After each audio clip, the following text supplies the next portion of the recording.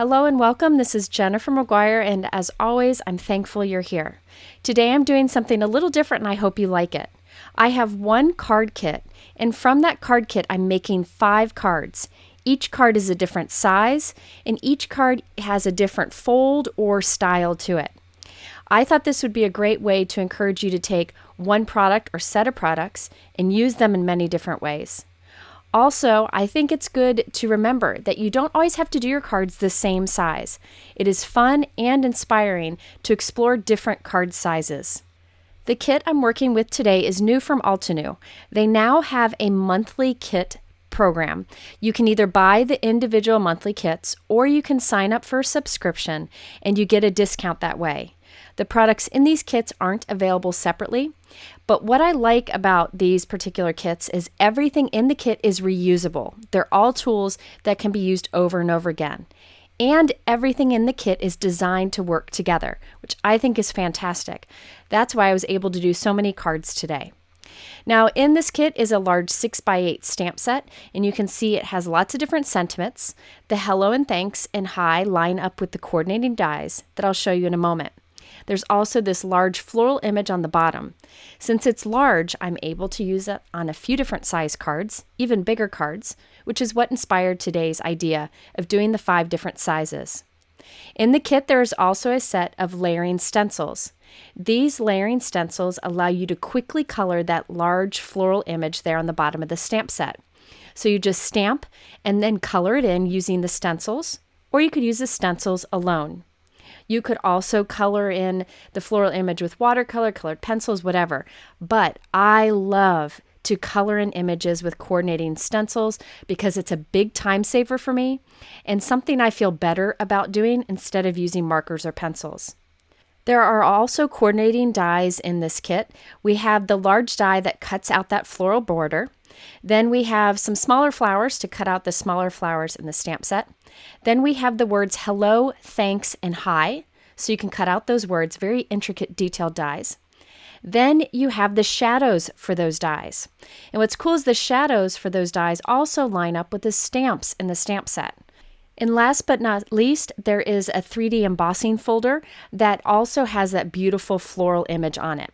So I'll be using all of these products today. Let's start with the first card. This card is a typical card, what most card makers make, which is an A2 card. That's 4 1/4 by 5.5 inches. That's what you see most common in my videos. Well, today, let me show you the completed card.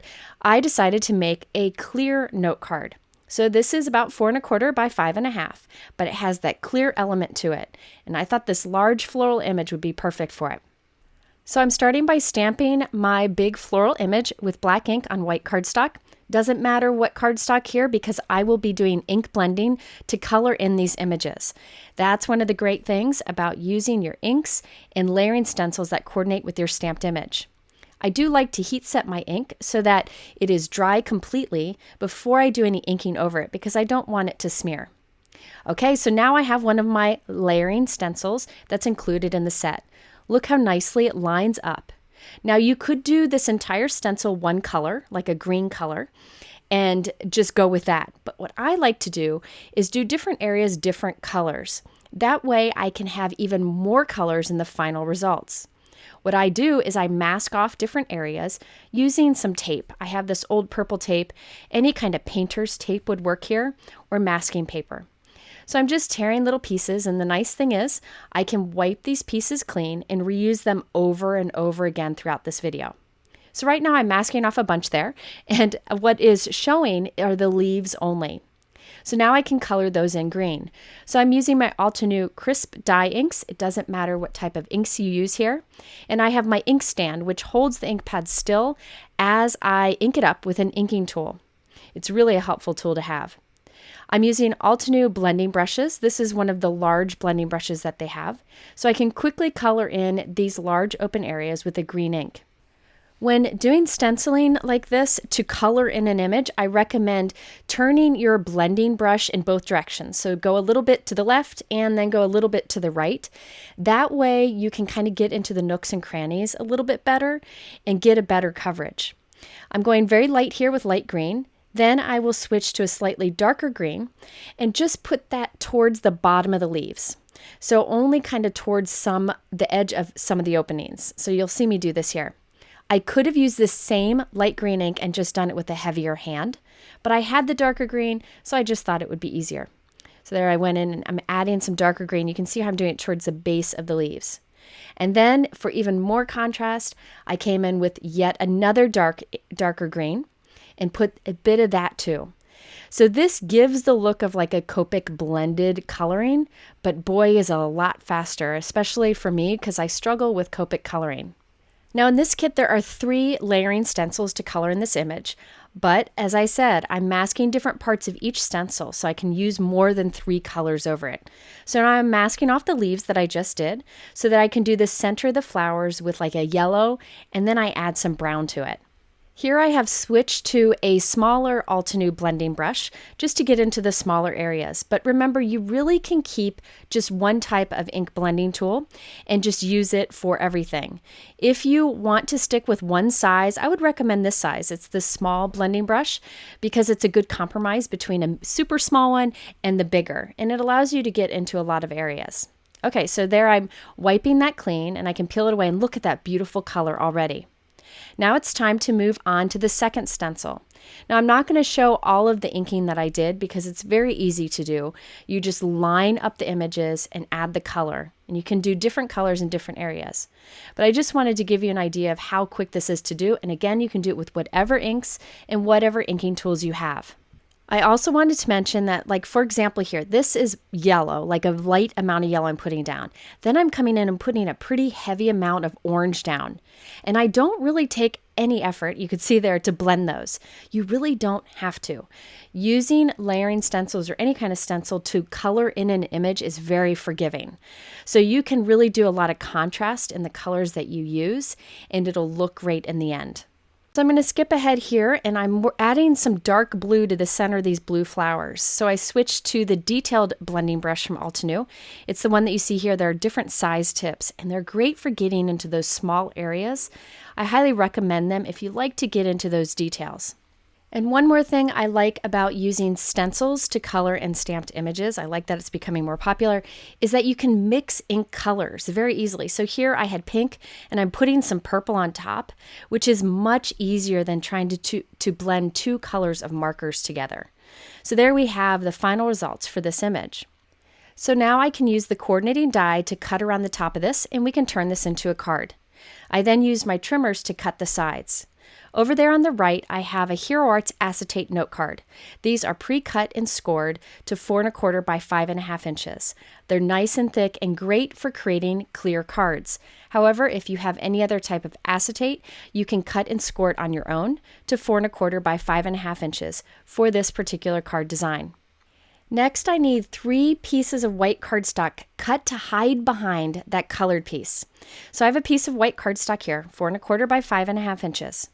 I'm lining up my colored piece right along the bottom, and then I'm taking the die and lining it up with the already cut edge. I'm holding it there and taping it in place. Then I'll slide the colored piece out. So you see I can just slide it out, and now run this through my die cut machine. That'll cut that white piece to be the same size and shape as our colored piece. And I will repeat that 2 more times. That way I will have 3 white pieces that'll be the same size and shape as our colored piece. This is something I do when I'm making a clear card because that way I can hide my glue on each side since the card is clear. You'll see in a moment. So there you can see the 3 white pieces all cut to the same shape and size. Okay, so now I'm taking our colored piece and I'm covering the back with double-sided tape. You can use any strong adhesive here. For some reason, I really like using double-sided tape on acetate. I think it really holds well. And this is the Fawn double-sided tape. I made sure to put it around the outside edges and then on a few of the areas on the inside. Once I have the adhesive on, I use my Trinity Stamps pickup stick.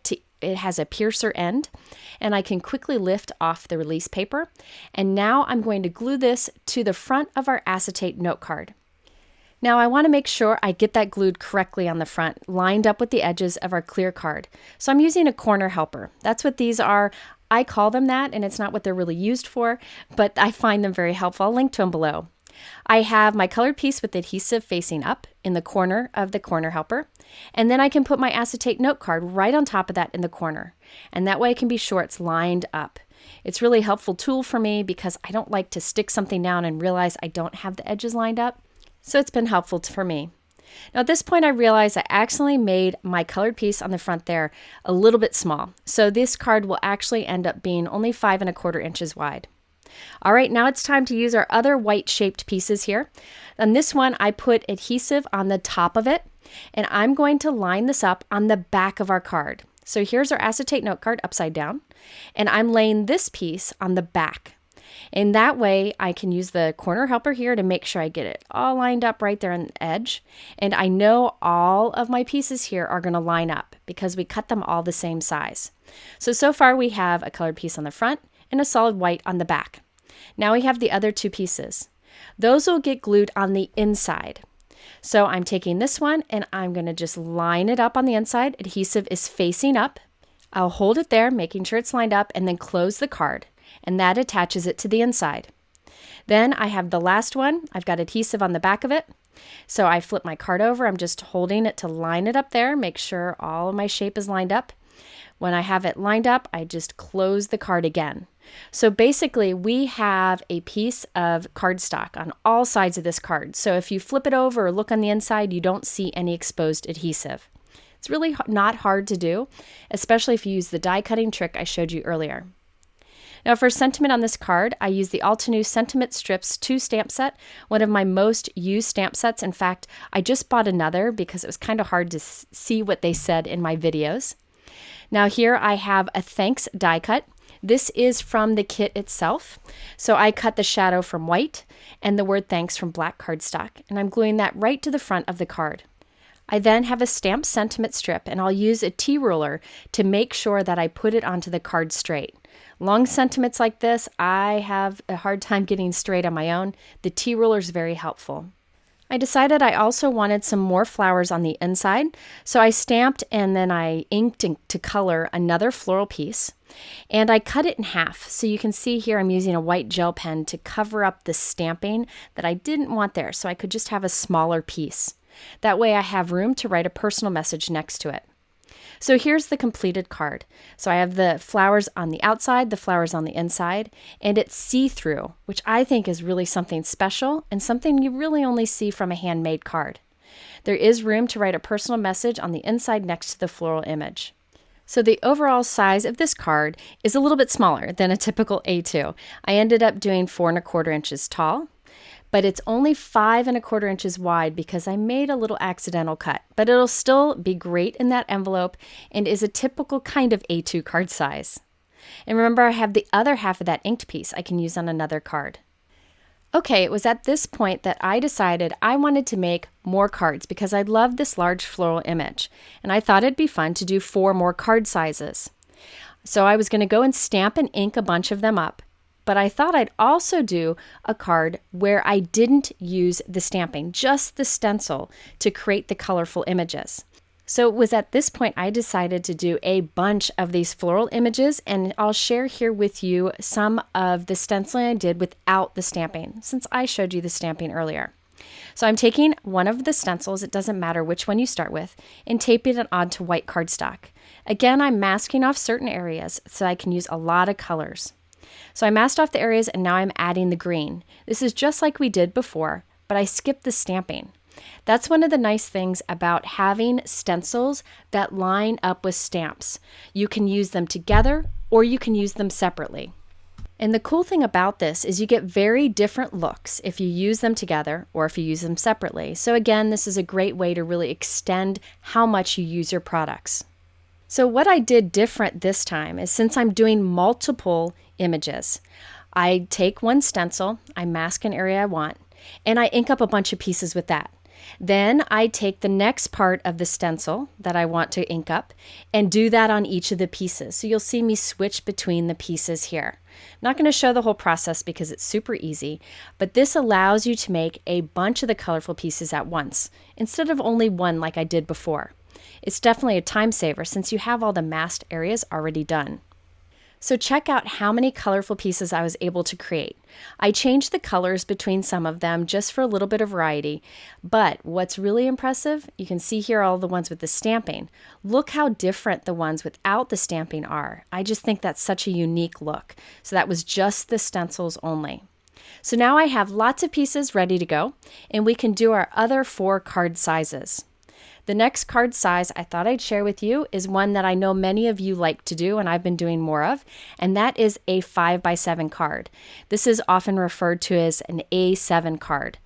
And I thought it'd be fun if we did kind of a fun gatefold card design. So this will be a little bit different, but it's actually easy. So here is the completed card so you know where we're headed. When you open it up, you have a card so you can write your personal message inside. And these little flaps on the side, they kind of lock together, and it's a fun 5x7 gatefold card. So I have 2 of these floral images that I have stamped and colored to look the same, and I'm using the coordinating die along the edge. I need 2 because these will serve as the flaps on the side of the card. Now these I will trim off the white at the top and the bottom so that these pieces are 5 inches tall. I want to make them stronger, so I'm going to cut some white to go behind it. Just bear with me here. I have 2 pieces of white cardstock that are 5 inches wide. See how it lines up with the edge of our flower image? I'm putting my flower image towards one end. This white cardstock piece is much longer than I need, but that's okay. I'm using the coordinating die and I'll line it up with the cut edge of the floral piece. This is just like we did before. So I line it up, hold it there, tape it in place, and then I can slide out the colored piece. So now you can see that edge there on the white cardstock lines up with our colored piece. And I'll do the exact same thing with the other. So I'm holding the other floral piece against this 5-inch wide white cardstock piece, and I have it towards one end. I will line up the coordinating die with the edge of our floral piece, and then I'll hold it there, tape it in place, slide out the colored piece, and run that through our die cut machine. Now we need to do score lines right along the edge, that straight edge of the floral piece. So I'm holding on top of the white, lining up on my scoreboard, and then scoring right along the floral edge there, right along there. So I just noticed that it's at about 5 inches there. I score, and now the piece will be folded right along that edge, and I'll do that to the other 2. Basically what I'm doing here is making the arms or those flaps stronger by doubling up the cardstock. You don't have to do this, but I really feel it makes for a better quality card. So now we have these 2 arms in white, and then we'll have the colorful pieces we can glue on top. I'm using Gina K Connect liquid adhesive, definitely my favorite, and it's super duper strong. And so I'm putting that glue around all of that white edge there on the front, and I can glue one of the floral pieces on top. So now that floral piece is a bit stronger because the white is behind it. Doubling up cardstock is a great thing to do when you're making gatefold cards, especially where the flaps are this big. All right, I'll do the same thing to the other one too. So now we have the 2 sides to our 5x7 gatefold card. Now we can add the card to the inside. This is just a 5x7 white note card that I made, and you can see the score line is along the top. I'm putting adhesive on one of the flaps of our white cardstock here, and then I will glue this to the back of our note card, and I go really snug against the edge. See how I'm pushing it right against the edge? So this will wrap around the right side of the card. Then I will do the same thing with the other side of the note card, putting glue on the flap, gluing it to the back of the card, and push it tight against it. And there you can see the arms for our gatefold. Now you could cut another piece of 5x7 cardstock and glue it on the back if you wanted, and it would cover that seam, but that seam doesn't bother me on the back. I think it looks nice and finished, works out just fine. Now all I added onto that 5x7 card on the inside is the thanks sentiment. You could definitely decorate that white area, but I really wanted the wow of this to be on those gatefold sides. So when you open it, it's just plain white with the thanks in the center. But you could do some stamping here. You could use the embossing folder, whatever you want. To add a little bit of interest, I used my Tonic Aqua Shimmer pen, and that'll add some sparkle to different parts of the flowers. I didn't add any other embellishments to this. So here's a look at the completed card. It is 5x7 inches. I will link below to the 5x7 envelopes that I like to use in color and white. And by the way, I will do links for all the different size envelopes below, so you can check those out.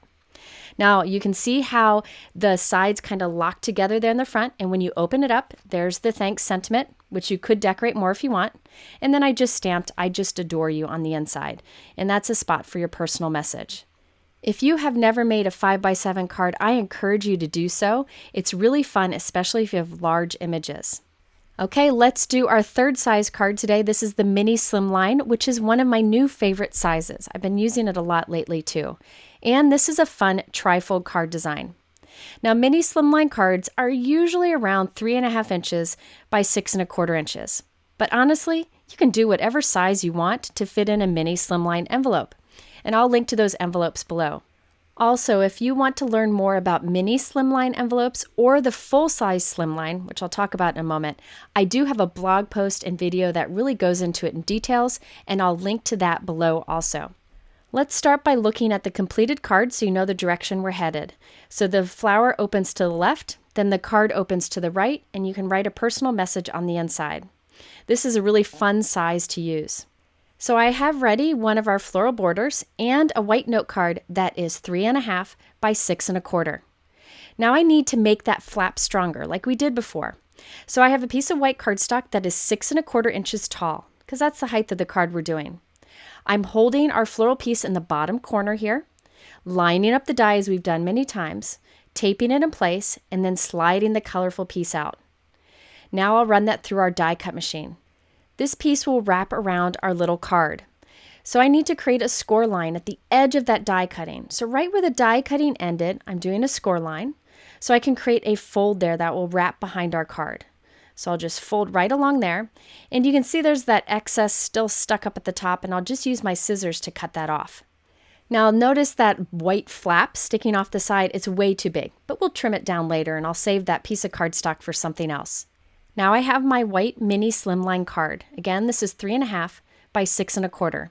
On the back, I'm putting adhesive and I'm gluing it in there backwards. So the crease is actually on the right, and I'm tucking it in right into that floral flap there. I'll press that down, and now we can cut that excess off. So now the back of our card looks nice, and that little floral flap over there on the left will be stronger because we have this backing. It just makes everything go together nicely. Now my flap is a little long, so I'll just cut that off too. So now we're down to the 3.5 by 6.25 inch size. On top of that white floral flap, we can glue our colorful floral piece.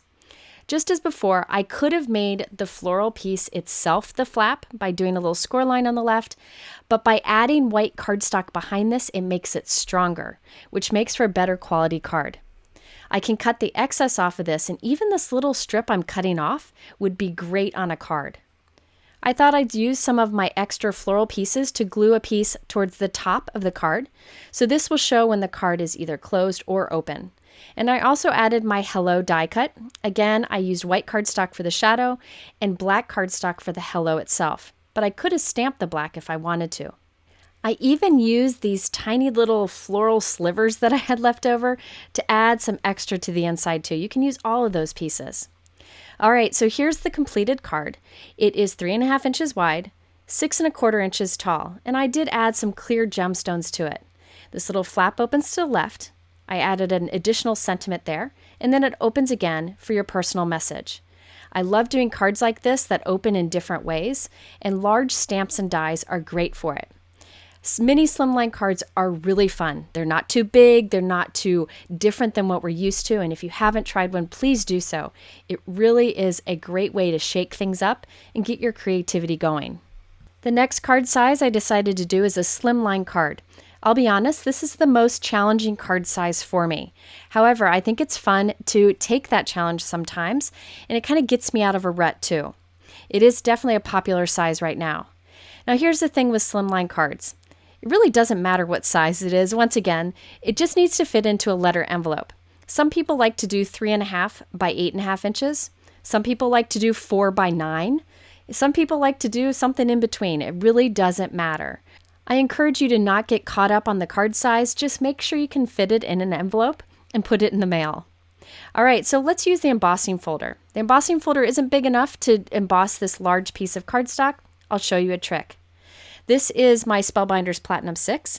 I just put it directly onto the platform with a shim underneath it of cardstock, then a cutting plate on top, and this will emboss beautifully. But this cardstock piece is 4 by 9, so I can't get all of it with one pass. So now I rotated the paper. I'm lining up where the embossing stopped with the edge of the embossing folder and running it through again. Yes, there will be a seam there, but I'm going to cover it up later, so I'm not worried about it. Now, these embossing folders will work with almost all die cut machines. You just want to experiment to get the right sandwich for whatever machine you have. Look how beautiful that embosses. There's that seam, but again, we'll cover that up. I did end up trimming this piece down to be 3 1/4 by 8.5 inches tall. Okay, so now I have a piece of floral image that I created earlier. This is one where I skipped the stamping and just used the stencils to add the color. I'm gluing that to the bottom of our embossed background. And then I have another piece that I'm gluing to the top. I like to mix and match these pieces, and when I cut some off, I'll have it left over for another card. So I glued the piece to the top too, and I thought I'd add a little bit of interest to the flowers by doing little white dots. I'm really liking the Arteza white gel pens. I think they work really, really well. And I just put dots towards the center of the flowers or on the side of the tulips just for interest. You can skip this if you want, but I thought it really made it pop. We next can add this onto a note card. So I took a piece of 8.5 by 11 cardstock and folded it in half. It's much bigger than we need. But I'll put glue on the back of our panel and glue it along the folded side of this giant note card that I created. I'm allowing a little bit of the note card to show on the side, so you'll see it gets close to the edge, kind of towards the top corner there. I then can just cut the excess off the bottom and the side. So I didn't start with a set note card size. I let the panel I created dictate the size card I made, which is completely fine to do. Just make sure it fits in your envelope. That's all you need to do. We still have that seam to cover up, so I'm putting a sentiment right over it, and then I'll glue thanks above it. Super easy, no one will ever see it, and it allows me to cover all of that background with that beautiful embossing folder. So here is my completed card. I did add some yellow pearls to it. Now the overall card size I ended up with was 3 1/4 inches wide and 8.5 inches tall. It's a very narrow card, but it fits in my envelope just fine, and I was able to allow the thanks to kind of hang off the edge because I made it so narrow. So please don't get caught up on making sure that your Slimline card is a certain size, or any of your cards are a certain size. As long as you have an envelope to fit it, it doesn't matter the size. You can use the sizes that people give as a guideline, but don't feel like you have to stick to it. Do whatever works for however you create. All right, my last card has embossing with color on top of it, and it is a 4-bar card size. This one's not as common, and it's pretty small. This card size is usually 3.5 inches by 4 7/8, or 3.5 by 5. Now, 4-bar envelopes are available. They're pretty small. You can put these through the mail, no problem. And remember, make whatever card size will fit in the envelope. I used the embossing folder on a piece of white cardstock that is 3.5 by 4 7/8. Now I thought I would use the stencils to add color to that embossed background. Now the stencils don't really line up with the embossed background, but I found you could do a little area here, shift the stencil a bit to line it up with a different portion and do a little inking there, and then shift the stencil again.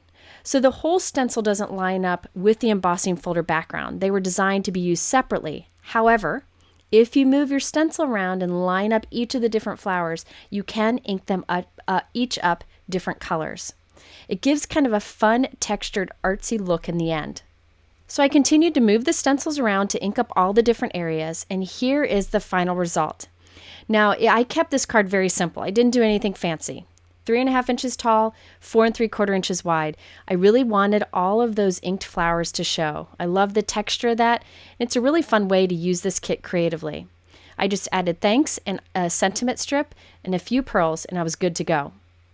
So there you have it, 5 different cards made with the same kit. And the 5 cards are 5 different sizes and different types of folds and such. If you have never tried a different card size or usually make one size card, I really encourage you to get your creative juices going by trying different sizes. Also, keep in mind you can do like 5 by 5 inch square cards, 6-inch square cards. There's lots of other sizes. These are just some basic ones that I wanted to talk about and share with you today. If you want to learn more about the products I used, they're linked below in my YouTube description. You can also go to my blog by clicking here on the top right, where there are photos and much more information.